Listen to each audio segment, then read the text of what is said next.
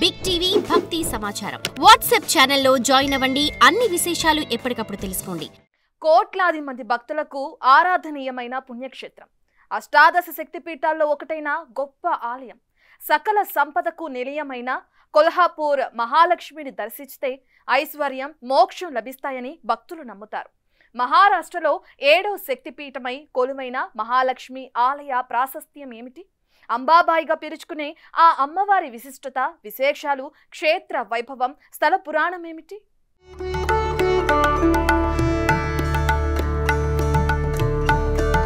మహారాష్ట్రలోని కొల్లాపూర్లో పంచగంగా నది ఒడ్డున కొలువయ్యున్న ఆలయమే శ్రీ మహాలక్ష్మి ఆలయం. ఇది అమ్మవారి అష్టాదశ శక్తిపీఠాల్లో 7వదిగా ప్రశస్తి పొందింది. కొల్లాపూర్ క్షేత్రం భక్తులకు ఆధ్యాత్మిక అనుభూతిని, మానసిక ప్రశాంతతను అందించే అత్యంత మహిమాన్వితమైన పుణ్యక్షేత్రం. పురాణాల ప్రకారం ఈ క్షేత్రాన్ని కరవీర నగరమని, అమ్మవారిని కరవీర మహాలక్ష్మి అని కూడా పిలుస్తారు. కొల్లాపూర్ మహాలక్ష్మి ఆలయం భారతదేశంలో కొలువైన అమ్మవారి ఆలయాల్లో అత్యంత ప్రసిద్ధి చెందిన క్షేత్రంగా నిలిచింది. భక్తులు ఇక్కడ మోక్షాన్ని పొందే శక్తిపీఠాల్లో ఒకటిగా భావిస్తారు. అంతేకాదు, కోరిన కోర్కెలు తీరుస్తూ భక్తుల కొంగు బంగారమై నిలుస్తోంది మహాలక్ష్మి.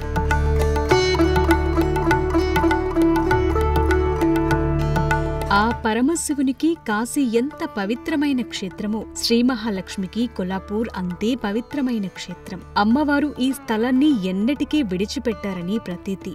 ఆది గురువు భగవత్ శ్రీ శంకరాచార్యుల వారు ఈ ఆలయాన్ని దర్శించి ఇక్కడే శ్రీచక్రాన్ని స్థాపించినట్లుగా తెలుస్తోంది. కొల్లాపూర్ మహాలక్ష్మి ఆలయం ఎంతో ప్రశాంతమైన వాతావరణంలో ఉంటుంది.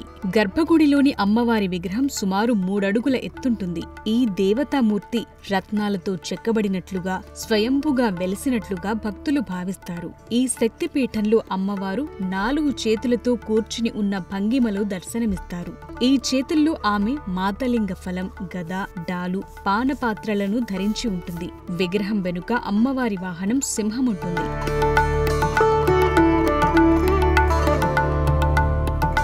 కొల్లాపూర్ క్షేత్రంలో మరో విశేషముంది. ఈ ఆలయంలో అమ్మవారి విగ్రహం తూర్పు, ఉత్తరం కాకుండా పశ్చిమాభిముఖంగా ఉంటుంది. ఇది చాలా అరుదైన, విశేషమైన అంశమని చెప్తారు పండితులు. అమ్మవారికి ప్రతిరోజు 5 సార్లు అర్చనలు, హారతులు జరుగుతాయి. ప్రతి శుక్రవారం అమ్మవారికి పల్లకి సేవ నిర్వహిస్తారు. నవరాత్రి ఉత్సవాల్లో ప్రత్యేక పూజలు, ఊరేగింపులు ఘనంగా జరుగుతాయి. ప్రతి చైత్రశుద్ధ పాడ్యమి రోజున రథోత్సవం ఉంటుంది.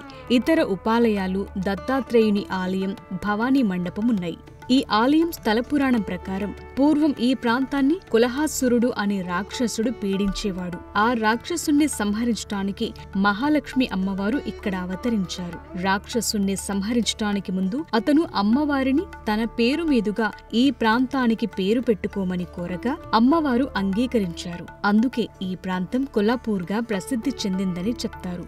మరో కథనం ప్రకారం భృగు మహర్షి గర్వాన్ని అణచటానికి శ్రీ మహావిష్ణువు ప్రయత్నించినప్పుడు విష్ణువు వక్షస్థలంపై భృగు మహర్షి పాదం ఉంచటం వలన లక్ష్మీదేవి అలిగి వైకుంఠాన్ని వీడారు. ఆ సమయంలో భూలోకంలో భక్తులను అనుగ్రహించటానికి ఆమె సహ్యాద్రి పర్వత ప్రాంతంలోని కొల్లాపూర్లో వెలిసిందని పురాణాలు చెప్తున్నాయి. అంతేకాదు, తిరుమల వెంకటేశుడు పద్మావతిని వివాహం చేసుకున్నప్పుడు లక్ష్మీదేవి అలిగి వైకుంఠం నుంచి వచ్చి ఈ కొల్లాపూర్లో వెలిశారని మరో కథనం ప్రచారంలో ఉంది.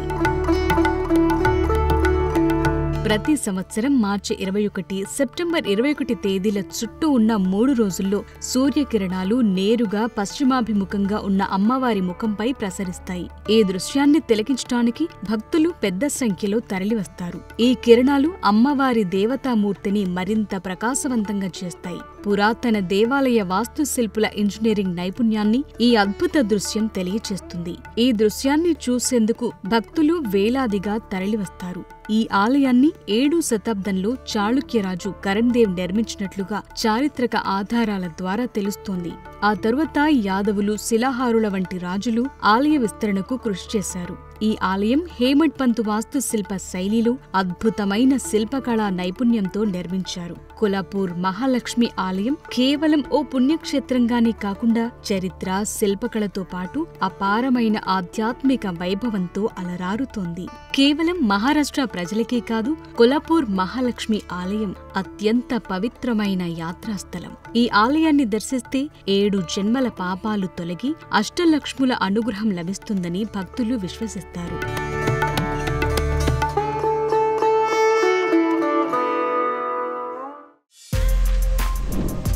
For more videos like this, subscribe Big TV channel.